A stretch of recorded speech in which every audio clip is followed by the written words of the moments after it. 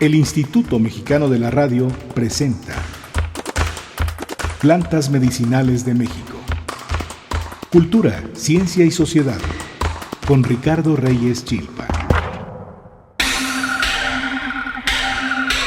En 1888, el general Porfirio Díaz, presidente de la República, anunció en un decreto la creación del Instituto Médico Nacional, el cual funcionaría hasta 1915. Dentro de sus objetivos principales destacaba el estudio de la flora, fauna, climatología y geografía médicas nacionales y sus aplicaciones útiles. Carlos Pacheco, como ministro de Fomento, 1881-1891, planteó que el propósito inmediato de esta institución sería llamar la atención sobre las riquezas naturales mexicanas en el contexto de la Exposición Universal de París, que se celebraría en 1889. El Instituto Médico Nacional comenzó sus trabajos en dicho año, aunque sus actividades se inauguraron oficialmente el 14 de agosto de 1890. El Instituto Médico Nacional debía contribuir a crear una terapéutica nacional y alentar las exploraciones de los recursos naturales a través de la inversión extranjera. Desde otra perspectiva, es la primera institución nacional cuyo propósito fue el estudio de las plantas medicinales de México con un enfoque científico e interdisciplinario.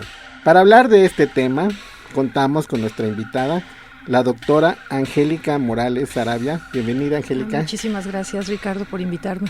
Angélica es investigadora del programa de Historia de la Ciencia del Centro de Investigaciones Interdisciplinarias en Ciencias y Humanidades de la UNAM. Algunas de sus investigaciones son Datos para la Materia Médica Mexicana, 1894-1908. Plantas medicinales, terapéutica y nacionalismo. Nuestro tema de hoy es el Instituto Médico Nacional. Angélica, ¿qué podemos decir sobre el contexto político, económico, en el momento de la creación del Instituto Médico Nacional?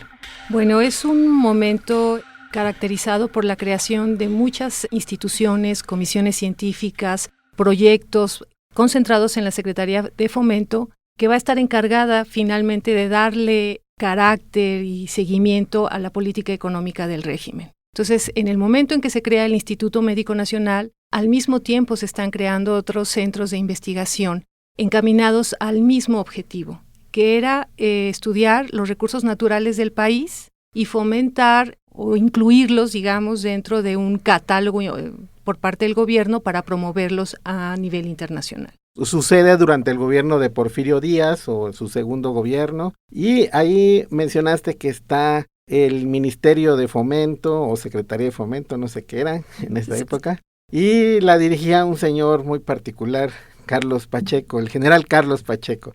¿Qué papel jugó esa secretaría y este general? Concretamente, en el estudio y el impulso de la educación agrícola y en la fundación del Instituto Médico Nacional, Carlos Pacheco es un actor clave. Él no solo en campaña tuvo contacto directo con las plantas medicinales, sino también se dio cuenta, estuvo en permanente relación con las condiciones del campo mexicano. Cuando él llega a la Secretaría en 1881, va a impulsar una serie de medidas encaminadas a la educación agrícola y en 1888 él ve la oportunidad de encabezar un proyecto que ciertamente lo han planteado desde otros ámbitos, sobre todo el médico y el farmacéutico, de crear una institución encargada en el estudio de las plantas medicinales. Bueno, hay una leyenda de Carlos Pacheco que él combatió en la batalla del 5 de mayo con Porfirio Díaz y que fue herido y que lo salvaron los indígenas acapuastlas de la muerte usando hierbas. ¿Es cierta esa leyenda? Pues parece ser que sí. Es más, las primeras investigaciones sobre plantas medicinales se hacen en su cocina, en su casa, en su domicilio particular. Entonces esto te habla del compromiso que él tiene con el estudio de las plantas medicinales. Él está convencido que esa es una de las alternativas que en ese momento tiene el país para promover en términos comerciales la riqueza natural. Y también se cuenta que Carlos Pacheco preparaba té de matarique, que es una planta de Chihuahua que usan los rarámuris, y que la regalaba para que la gente se curara, ¿no? Bueno, también son de las anécdotas curiosas y él mismo también estaba cojo, tuerto y manco. Muy deteriorado. De hecho, él muere en 1891 y su médico de cabecera va a ser Fernando Altamirano, que es el primer director del Instituto Médico Nacional. Entonces, en sus últimos meses de vida, Altamirano tiene que ausentarse del Instituto Médico Nacional e ir a Veracruz, a su hacienda, para cuidarlo y estar con él los últimos meses de vida. Ya estamos hablando de los actores que participan en ese proyecto. ¿Qué nos puedes hablar de ese tema? Sí, claro. Es muy interesante porque al inicio de la creación del proyecto del instituto vamos a ver circular a los médicos más importantes de la época. Médicos que están vinculados con el hospital de maternidad, el hospital de dementes, etcétera. Sin embargo, ya en la segunda etapa de la planeación del proyecto vamos a ver a los expertos, es decir, los médicos y farmacéuticos que se han dedicado al estudio de plantas medicinales. Allí van a jugar un papel central Alfonso Herrera. Muy bien. Fernando Altamirano, que además va a ser el director del Instituto Médico Nacional desde sus inicios hasta 1908, cuando él fallece. Entonces, son personas que han venido haciendo investigaciones sobre plantas medicinales en la Escuela Nacional Preparatoria, en la Escuela Nacional de Medicina, en sus laboratorios particulares. No son gente improvisada, al contrario, es gente conocedora de la materia médica y la farmacia. Por primera vez va a haber una institución que les va a permitir desarrollar esta labor y además recibir un salario, ¿no? Claro, eso es muy importante porque justamente lo que nosotros podemos observar durante el periodo de Porfirio Díaz es que los científicos van a poderse dedicar a las tareas de investigación recibiendo un sueldo por esas actividades. Y comentabas que el Instituto Médico Nacional se funda en la perspectiva de la Exposición Universal de París. ¿Qué es eso de las exposiciones universales? Son claves para entender los centros de investigación del régimen de Díaz. Ciertamente desde décadas atrás, desde la década de los 70, los intelectuales y científicos mexicanos desean participar de las exposiciones universales. Sin embargo, es claro que las condiciones políticas y económicas del país no permiten formar una representación en estos eventos, estas grandes reuniones internacionales. Y es justamente en 1888 cuando se funda o se emite el decreto de fundación del instituto, que se tiene como objetivo inicial y principal del instituto, por eso se le dice es un objetivo transitorio, participar en la Exposición París de 1888. Para eso es contratado un pequeño grupo, entre ellos Altamirano, que tiene que hacer un catálogo de las plantas medicinales para después mostrarlas, ¿no?, ya en la exposición de París. Bueno, hay que comentar al público que eran exposiciones donde cada país llevaba lo mejor que podía mostrar. Por ejemplo, iban pintores, no sé si fue ahí también el pintor Velasco. Sí, claro. Ganaban premios, y entonces era como competencia entre países, digamos, que mostraban lo más bonito que tenían o lo más relevante, ¿no? Tienes toda la razón. Son las vitrinas, o es la vitrina por excelencia de una etapa particular del desarrollo capitalista. Es un momento en el que se reúnen a través de se fomenta un ideario de solidaridad y de compartir entre las naciones lo mejor de cada pueblo. Sin embargo, lo que se evidencia en estas ferias internacionales pues son las relaciones asimétricas entre los países más desarrollados, Inglaterra, Francia, Estados Unidos, y los países con un desarrollo menor. Y en ese sentido son en cierta forma una condensación de las características que está tomando el capitalismo en ese momento. Bueno, yo dije lo más bonito, pero ellos llevaban lo más útil, o sea, llevaban máquinas que asombraban a todo mundo, y entonces México solo podía mandar arte, colecciones de plantas.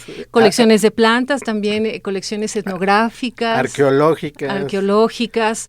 Por supuesto, se llevaban los adelantos en la medicina, publicaciones. En eso me gustaría hacer hincapié. Durante el régimen de Porfirio Díaz se va a llevar a cabo una empresa de rescate de la riqueza literaria de este país de manera sorprendente.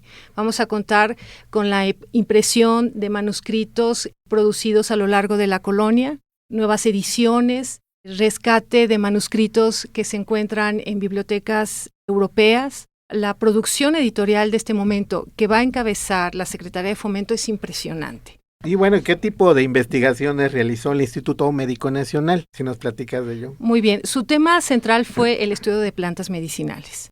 Sin embargo, en el instituto también se realizaron otras investigaciones paralelas, que si bien no formaban parte de su programa de actividades anuales, ellos tenían que estarla realizando permanentemente, como estudios de tierras, estudio de aguas, también hacían estudios químicos sobre la calidad de ciertos alimentos. Más adelante se van a hacer estudios importantes sobre la infancia. También se van a hacer en un cierto periodo estudios sobre medicina de altura. En fin, se van a realizar muchas investigaciones paralelas a su objetivo central, que son las investigaciones sobre plantas medicinales. ¿Y cómo estaba organizado el instituto para estudiar las plantas medicinales? Originalmente se crearon 5 secciones.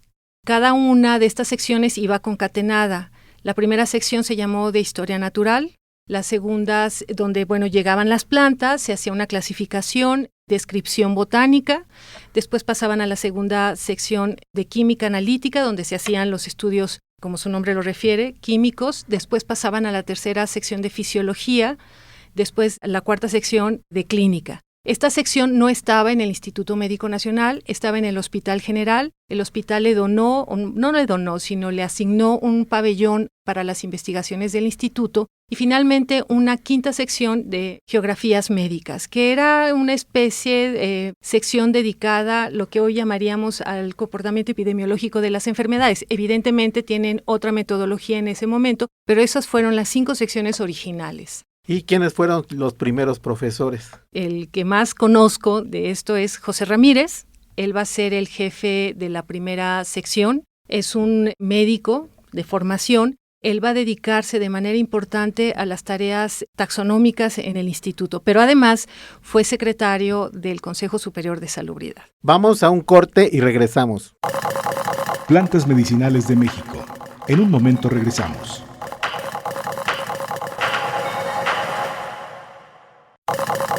Ya estamos de regreso en Plantas Medicinales de México con Ricardo Reyes Chilpa.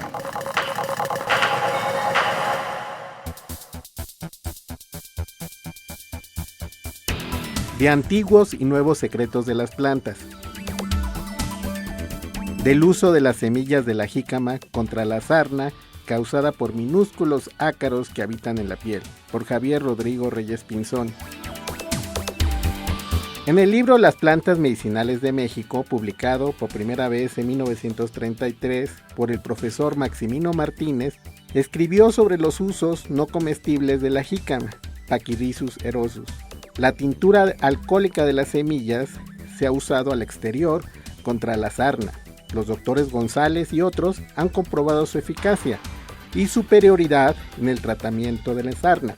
Pero dicha receta tenía una larga historia. 30 años antes, en 1907, se había publicado cómo preparar dicha tintura en el volumen 4 de Datos para la Materia Médica Mexicana, elaborada por el Instituto Médico Nacional. Más aún, 4 siglos antes, entre 1570 y 1576, el médico y naturalista Francisco Hernández apuntó al referirse a una variedad o especie de jícama. Las raíces son redondeadas, en número de 3 o 4, fibrosas, de sabor dulce y agradable, parecido al de la llamada jícama, y no del todo malas como alimento. Es de temperamento frío y cura las fiebres. Las vainas machacadas y aplicadas curan la sarna. Hoy día sabemos que las semillas de la jícama contienen rotenoides, sustancias con propiedades insecticidas, acaricidas y pesticidas. Estas sustancias se encuentran en otras plantas relacionadas que crecen en Sudamérica, África y Asia. No es casualidad, sino producto de la observación y la experimentación que grupos indígenas de dichas regiones las hayan empleado para combatir piojos, pulgas y otros parásitos de la piel, además para pescar. Continuamos con nuestra entrevista con la doctora Angélica Morales Arabia, que nos está platicando del Instituto Médico Nacional Génesis y Desarrollo, 1888-1915. Angélica, entonces estábamos hablando sobre los profesores y también sobre las plantas que estudiaba en el Instituto Médico Nacional. ¿Cómo elegía las plantas? Eso es un tema clave en el instituto, porque había un procedimiento, podríamos llamarle un protocolo inicial para el estudio de plantas. El instituto tenía que asegurarse tener la cantidad necesaria para investigar determinada planta a lo largo no solo de un periodo determinado que ellos establecían, sino para cubrir las necesidades de cada una de las secciones. En segundo lugar, ellos tenían que verificar que estuviesen en las condiciones óptimas. Una vez establecido esto, se comenzaba un proceso, como lo decía, que tenía que pasar siempre por la primera sección, segunda y tercera, en fin, así es como se establecía. ¿Cómo se elegían las plantas? Esto podía ser directamente consensado por la dirección del Instituto Médico Nacional con los profesores del instituto de cada una de las secciones. En ocasiones podía ser directamente una petición de la Secretaría de Fomento o bien una petición de algún particular. Generalmente cuando hablamos de particular estamos hablando de hombres ligados a la producción agrícola, que generalmente eran señores hacendados, quienes deseaban el estudio particular de determinada planta medicinal. Y una vez establecido esto, entonces se hacía un programa anual de trabajo. Generalmente se establecía un número específico de plantas y se comenzaban los trabajos. Pero recuerden, y eso sí quiero señalarlo porque fue uno de sus talones de Aquiles, ellos tenían que realizar las investigaciones de plantas medicinales junto con otras labores que permanentemente les exigía el ministerio. Entonces, eso evidentemente les robaba tiempo a sus tareas de investigación. Y hablando sobre sus aportaciones, de sus estudios sobre plantas medicinales, ¿qué hizo el Instituto Médico Nacional? Bueno, el instituto logró con éxito las investigaciones sobre plantas muy puntuales, sobre el aceite de chicalote, sobre el ácido pipizoico. En fin, hay un listado importante de medicamentos que lograron no solo tener una presentación farmacéutica, sino además tener las comprobaciones en la sala del Hospital General. Hablábamos de la jícama, que es un aporte del Instituto Médico Nacional para la sarna. Por supuesto, hicieron investigaciones sobre el ciguapatl, esta planta que es tan importante. Suapatle, ¿no? Suapatl. Y ellos en ocasiones podían ofrecer sus preparaciones farmacéuticas en las instalaciones del Instituto Médico Nacional, además, por supuesto, del Hospital General, donde ellos medicaban a un número de pacientes determinados. Sin embargo, eso también es un punto importante en el instituto. Nunca tuvieron el permiso oficial de la Secretaría de Fomento para comercializar sus preparaciones farmacéuticas. Bueno, y también tenían otra forma de dar a conocer sus investigaciones, sus resultados. ¿Cómo fue eso, Angélica? El instituto contó con una revista, originalmente se llamó El Estudio del Instituto Médico Nacional y después cambió al Anales del Instituto Médico Nacional. Esa es una revista donde se van a publicar todas sus investigaciones, desde 1889 hasta 1914, que es cuando se publica el último tomo, pero además tiene su obra culmen, podríamos decirle así, que son Datos para la Materia Médica. Además, en 1913 publica la Farmacología Nacional. Tú has trabajado Datos para la Materia Médica. ¿En qué consiste esa obra? Esa obra es sui generis porque allí se va a hacer toda una reconstrucción de historia natural sobre la planta específica, y además se van a dar a conocer todas las investigaciones de química analítica, de fisiología y de clínica experimental. Entonces, allí se condensa toda la información reunida hasta ese momento sobre determinada planta. Pero también tiene un propósito útil, ¿no? De que el médico, el farmacéutico, por ejemplo, en el caso que mencionamos, preparara la tintura de la semilla de la jícama y le decían cómo, no lo leímos, pero lo pueden consultar ahí, y aplicarla, ¿no? Por supuesto, eso es algo que quizá no mencioné. El Instituto Médico Nacional tiene una misión de cubrir las necesidades de salud de la población en general, y en ese sentido, Datos para la Materia Médica fue una obra que se pensó no solo para médicos y farmacéuticos y boticarios, sino también para el público que no tuviese acceso a un médico. Si bien es cierto, Datos para la Materia hoy en día nos podría parecer en algunas partes relativamente fácil de usarlo, los profesores del instituto aspiraban a generar todavía una obra mucho más simplificada que pudiese llegar a una población mayor para que ellos pudieran aprender el uso de las plantas medicinales. Otro aspecto en el cual también destacó el Instituto Médico Nacional fue en su relación con otras instituciones, sobre todo del extranjero. ¿Cómo fue eso? El instituto desde que inició tuvo relaciones con centros e institutos de investigación a nivel internacional, sobre todo con los Estados Unidos. El instituto va a tener intercambios importantes con el Smithsonian en Washington, el Departamento de Agricultura de Washington, porque se establece una relación de colaboración no solo en el intercambio de publicaciones, o sea, ellos enviaban sus boletines, sus investigaciones diversas al instituto y el instituto en reciprocidad enviaba también sus trabajos, sino también para el engrandecimiento de las colecciones botánicas. Eso es un punto clave que todavía falta investigar porque el instituto le enviaba colecciones de plantas, ellos las clasificaban y regresaban a México ya montadas, clasificadas. Y ese fue una forma de intercambio muy fuerte. Pero también mencionabas que había instituciones que se crean en México. En ese sentido, la política de Porfirio Díaz parece muy interesante en cuanto a la ciencia. Crea muchas instituciones. Yo no sé quién lo asesoraba, pero en fin, no sé si Porfirio Díaz tenía esa visión. Pero se crearon muchas instituciones, el Instituto Bacteriológico Nacional, el Observatorio Nacional, el Instituto Geológico. Entonces parecía como que tenía muy claro para qué sirve la ciencia en el desarrollo. ¿Cuáles eran las relaciones del Instituto Médico Nacional con otras instituciones nacionales que se crearon? Y pues bueno, un poquito sobre eso que nos comentes. Hay dos pilares en la política del régimen de Porfirio Díaz. Uno es la educación y otro es la salud.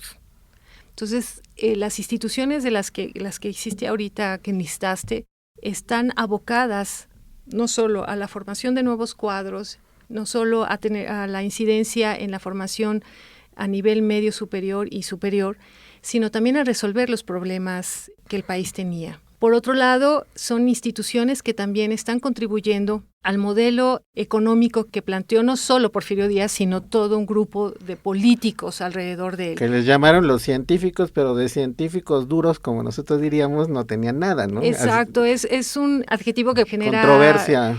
O sea, problemas. Los científicos duros nos causa comezón, la verdad.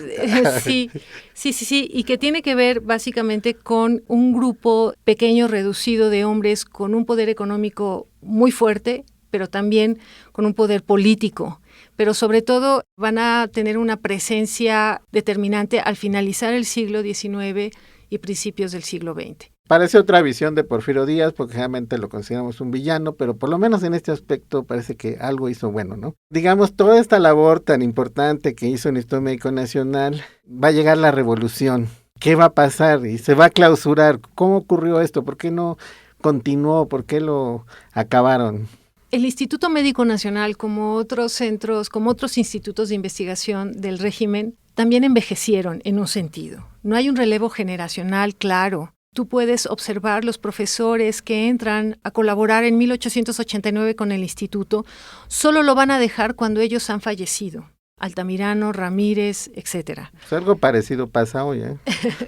Entonces, es evidente que al no existir un relevo generacional, por supuesto que va a generar pugnas entre los diferentes campos científicos. Por otro lado, bueno, evidentemente la revolución va a generar una inestabilidad política en la Ciudad de México. En otras partes del país suceden otros procesos, pero en la Ciudad de México lo que nosotros observamos es que a partir de 1912 a 1915 la situación del instituto se comienza a tornar frágil, sobre todo porque desde los ministerios consideran que el instituto no está resolviendo, no está apuntalando debidamente la política económica que ellos estaban queriendo impulsar. Pero eran otros actores, ¿no? Eran carrancistas, revolucionarios. Por supuesto, pero lo interesante es que hay un movimiento, pero en realidad dentro del campo científico vemos las mismas figuras, no cambia tan radicalmente. Y es en 1915 que, por un cambio en el organigrama, se cierra el instituto y se funda la Dirección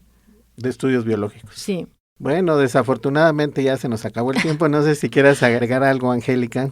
Pues yo creo, y no quiero tener un tono patriotero ni mucho menos, pero yo sí quiero que se valore el trabajo del Instituto Médico Nacional porque fue único en su momento. fue una institución que no solo se dedicó al estudio de las plantas medicinales en concreto, sino también se abocó al rescate de toda una tradición en el estudio de plantas medicinales, y me parece que fue un proyecto que en ese momento se tornó diferente a los estudios que se estaban haciendo, por ejemplo, en los hospitales o en los laboratorios farmacéuticos de otras partes del mundo. Bueno, solo nos queda agradecer a la doctora Angélica Morales Sarabia su participación. Muchas gracias, Angélica. A ti, muchas gracias.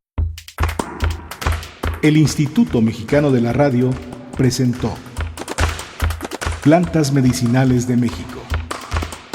Cultura, ciencia y sociedad.